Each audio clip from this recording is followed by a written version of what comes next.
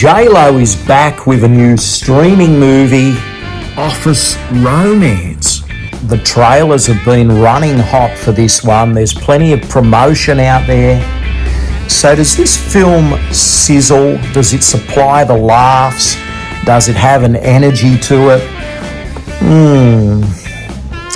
It hurts me to say it, but this film is a tedious, foul-mouthed mess.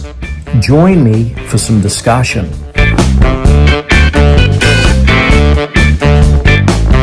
Hi everyone and welcome back to the channel.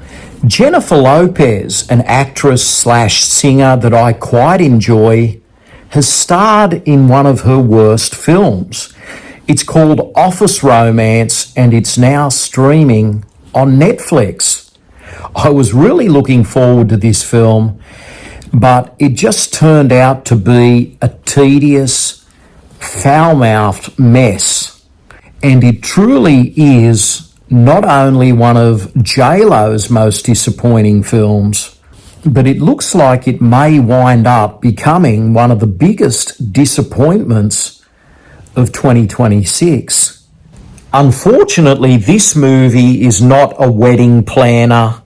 It's not made in Manhattan.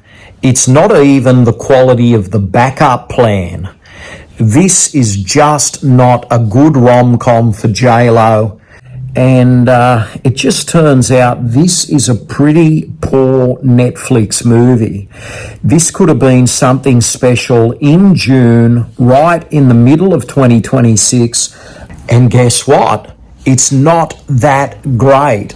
Now, playing opposite J-Lo is an actor/comedian called Brett Goldstein. You may have seen him in the TV series Ted Lasso.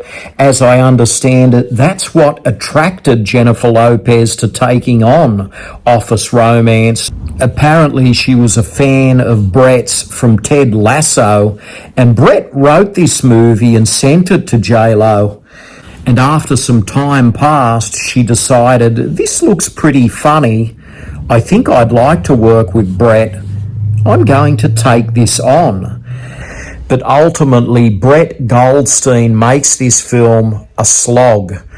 And there are some deplorable elements to this. And he is obviously fixated on pouring as many vulgarities as possible into the script, and he's even decided to include a nauseating pregnancy subplot that is just not funny.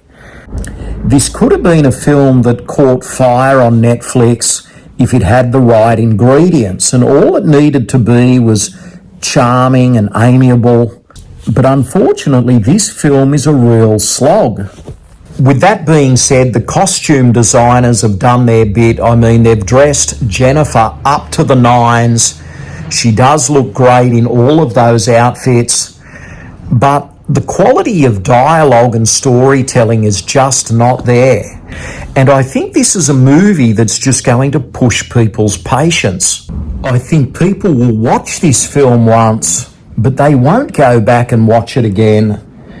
I think it's a one-time only viewing, and that's not going to be too good for Netflix. So Office Romance, see it if you must, but there is very little to recommend. Take care, and I'll see you all again very soon. Bye for now.